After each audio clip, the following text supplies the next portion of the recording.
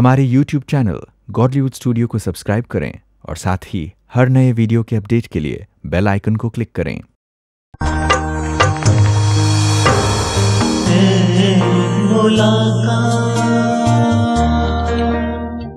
Hello and welcome to the show. Like all times, today we are going to meet people who are going to give inspirations to us, who are going to share their experiences and take us on a journey that they have been through. In today's show, we have Dr. Inga. Dr. Inga comes from Moscow, Russia. She is the Deputy Chair of PR and International Relationships at Plekhanov University of Russia. The university deals with economics. She is a professor of management and technologies. She comes from a varied academic experience. She has studied in the Oxford University and Cambridge University and across universities in Russia. With his wide range of experience and her wonderful journey, she will share with us what she thinks that life has to offer. Inga, welcome to the show. Namaste. Namaste. If I would have to welcome you with all of your introductions that we have heard so far, many people today, young ones especially, are taking up management as a course of their study. And since you're a professor of management and technologies, did you have an inclination towards management? Did you want to do management as a subject, or it just happened to you? How did it begin as a career? Well, we all manage ourselves. So first of all, we are self-managers. And I was just curious about how self-manage. And as we just have this course at the university as a theoretical part, so I just joined it. But my internal interest is just to spread the knowledge how to develop yourself internally. When you took up teaching, was it something that you had from your childhood that you wanted to become a teacher, or it just happened? It was just a call, I can say, yes. And slowly it became a passion. Mm-hmm. But it's not about actually teaching. I don't call myself a teacher. I call myself a sharer. So mm-hmm. I just share, I spread the knowledge as the light. True. So it was not something that you wanted to do? No. It was just a call, like when you have a call, so you don't say no, you just say yes, and you're on service. So I just take it as a service to the humankind. What we see today is management as a field of study has developed. If I would imagine like 30, 40 years ago, not many people would take up courses in management. It was quite unheard of, at least here in India. And even in the West, it was slowly developing. But today it has become one of the best things to do. No matter what stream you study, some people who have done engineering, some people who have done science, some people who have done computers, IT, they would again become an MBA. They would want to do an MBA and have something to do with the management. So everybody is trying to jump into this field. What do you have to say about it? I actually came here to spread the knowledge about that. A good person is becoming a trend, like it's becoming a job. So management is not about controlling and telling what to do, but it's just creating an environment, creative, positive atmosphere. And then you don't have to tell people what to do, because the new Generation Z, just came up on the market. And they're so creative, and they really wanted, they turned our world upside down for the last, like 3 or 4 years. So we don't have to manage them in this conservative, like particular way, but we just have to create the special atmosphere. And this is something unique, and this is something new. This is what our university courses actually even don't teach in this way.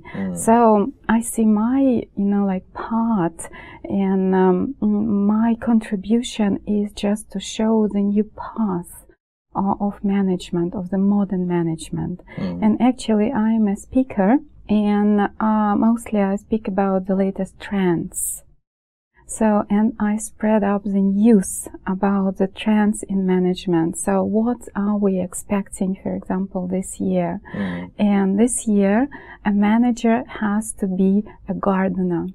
Interesting. That is something that is never heard of. Yeah. So like a gardener, for example, he's never seen. I mean, he's somewhere, but nobody watches him, right? So, but he plants. Then he very, very, very carefully brings up the seeds, and everybody just watching the result. But nobody praises him, nobody tells him thank you. This is now a part of a modern manager. You know, just plant, bring up carefully, and then pick up the fruits, show the results. This is something which is, I think, it is something which is unheard of, is because most of the times as managers, also many people think that there has to be appreciation. Somebody has to appreciate me, either in terms of money, either in terms of position, either in terms of growth, either in terms of recognition. For the work that we are doing as managers, we also want that somebody has to recognize us. There has to be an appreciation. And now you're saying that you are a gardener, you are not seen. And it itself is a little off track. Yes, that's why it's a modern trend for the upcoming years. And actually, I'm going to give a talk about it tomorrow in this very respected forum. So I'm also going to turn the minds, you know, like... like upside down. Upside down, yes. That's what we have to follow. Otherwise, we will be off the boat. Your experience ranges from your study at various universities, at Oxford, at Russian universities.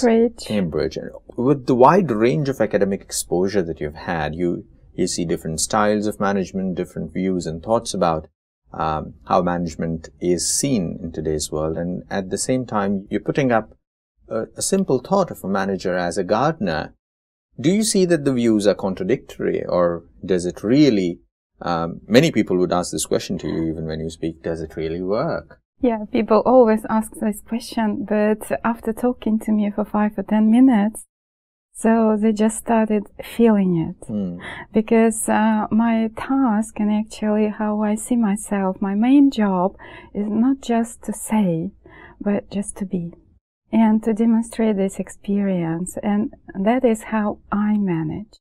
That's how I deal with their students, because I'm not only a deputy to the chair on PR and international relationship, but also I'm a head of different studentship communities, so I prepare students to be victorious in different competitions and championats, but I always hide my name. I put them first. I say, this is your victory. This is your result. These are your fruits. Enjoy yourself. Look how strong you are. How beautiful you are in terms of your self-strengths. So don't be afraid to show yourself. I'm always by your side. So, but that is just your victory. So it's altogether a shift from what we were thinking is management about, and what we are actually showcasing. Who are we actually showcasing? Yes. And in terms of management styles, in terms of corporate culture, this is altogether a new paradigm, I would say. But if we all become like that, you know, very cooperative and very supportive, we don't have to be controlled or either control anybody, because especially young people, they very easily get, you know, like inspired. We even don't have to touch them. We just have to show ourselves, you know, and this positive vibration, they just start spreading. And especially youth, they very easily feel it. Very, very easily. So they are so creative, the generation, which they are 17 or 18. They are said to be creative. So, and with a creative personality, his soul is already been born to be creative. So you have to be very careful. You can't and you don't have to teach this personality. It's like, for example, being born to be a dancer or being born to be a singer. You don't have to teach this person. You can only correct. You can only, show some techniques. But basically, he is a singer or he is a dancer. So now each of the young generation is born with this world message. That's why our task as managers, for example, as we a little bit grown up, right? We're older. We just have to show the path. As I always tell to the students, I say, inside myself, I am as young as you, but I found all their positive and negative, environment. I know where to step and where, to hide. Yes. So I know the track. I know the path. Just follow me. Just follow me. But I'm by your side. It's not going to be deliberate, but I will just turn on the lights and you will see this track and you will move and you will feel self-power. And this is what we need actually in management, because old style management is controlling, but can you really control everything? We can't control our kids, excuse me, in our family. How can we control more than even 3 or 5 people? It's impossible. So our mind, blows off with all this pressure and especially responsibility for different people's life. And finally, we just make like this, our hands up. So let's just say that we can't control and relax about it. Very simply put, it is true, but we cannot completely control our own kids. Sometimes it becomes very difficult, and here we are trying to control a company, a team of people. Appears impractical. You talked about about youngsters as well, but today we see that as the world is growing, we are living in challenging times. The expectations are rising.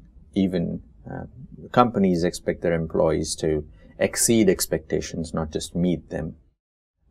Parents expect their children to perform. They want them to score good marks or do better at sport. Relationships also have become challenging today. There's a tremendous amount of stress that comes along with it, whether it is work, whether it's family. How do you think that in these challenging times we could manage stress and deal with all of these challenges around us?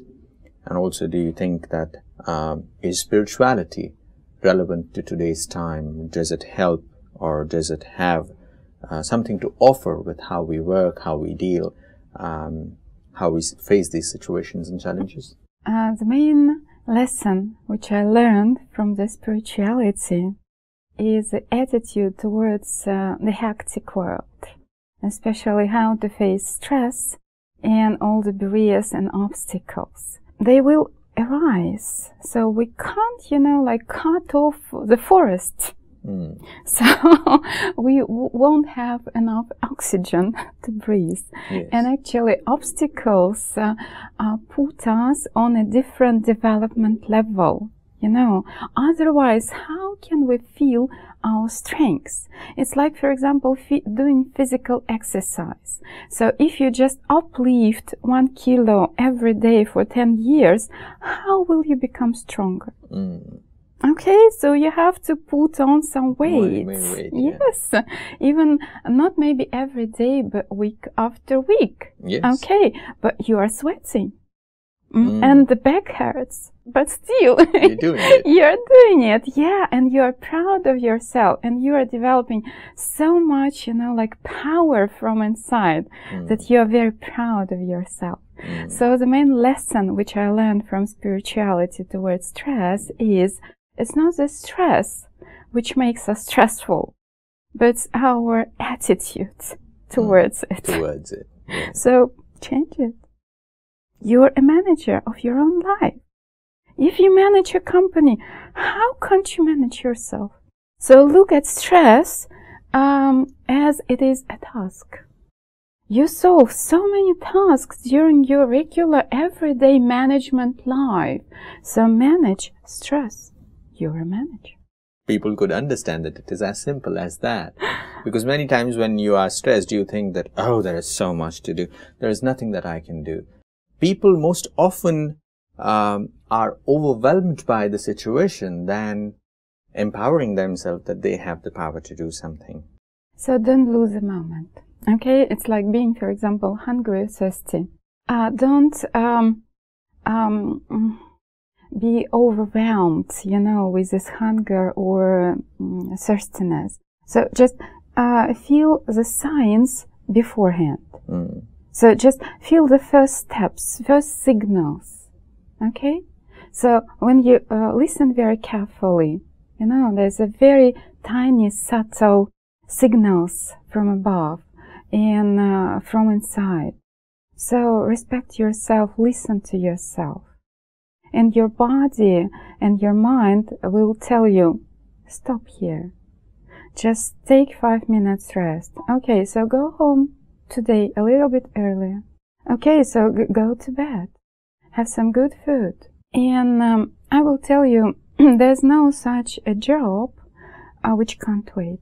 That's amazing. It's something which is very simple, and we have complicated it so much. And the spiritual perspective makes this thing happen. Whatever appears complex to you, it simplifies you. Inga, you came to the Brahma Kumaris, and you've had interactions here. You've met people. You've shared your ideas, and you've taken ideas from people. Of course, you also observed many things here, and you saw. What was your experience like? What did you see in the Brahma Kumaris? How did you feel? There's such a magnificent feeling of being loved and taken as you are. This is absolutely mysterious. Nobody wants anything from you. Nobody wants you to be a champion. Nobody wants you to overcome any obstacles. Just you are who you are. Actually, every day here I conduct translation from Russian into English, and it's a challenge for me because I'm not a translator. Well, I just translate myself. Well, but all these hard things happen, very easily because, the first challenge when I was standing up in front of 6,000 people, I felt myself victorious. And then I realized that they are friendly. First time in my life, the audience, so many people were absolutely friendly. So they were accepting me as I am. And my translation went smoothly. So that's my deep experience from Brahma Kumaris. That's what they teach without words. That's what we feel. It's amazing. It is.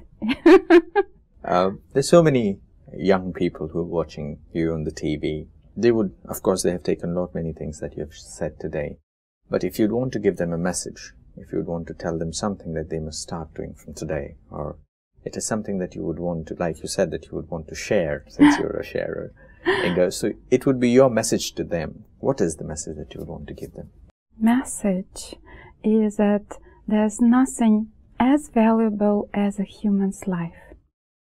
Human's life is the most precious thing. So don't waste it. Just don't think that you are young by your age. Your soul can be quite mature. And if you feel this, don't betray yourself. Just go. Again, obstacles and problems, they will happen. But never let any obstacle or any person stop yourself on your way.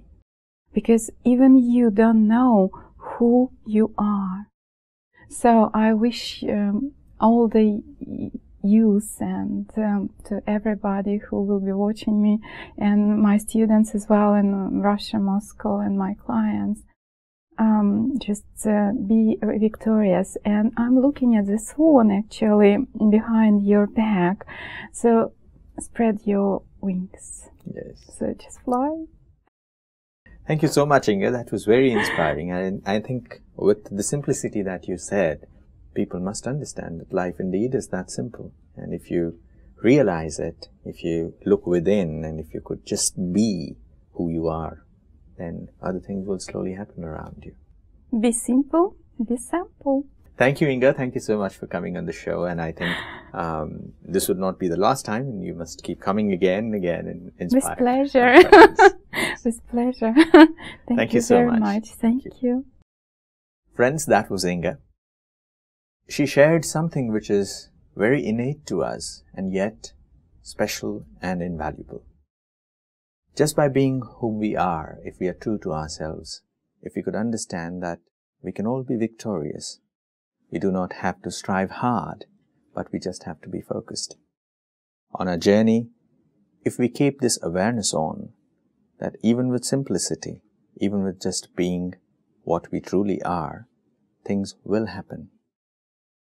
That's all on today's episode. We'll see you again. Till then, take care.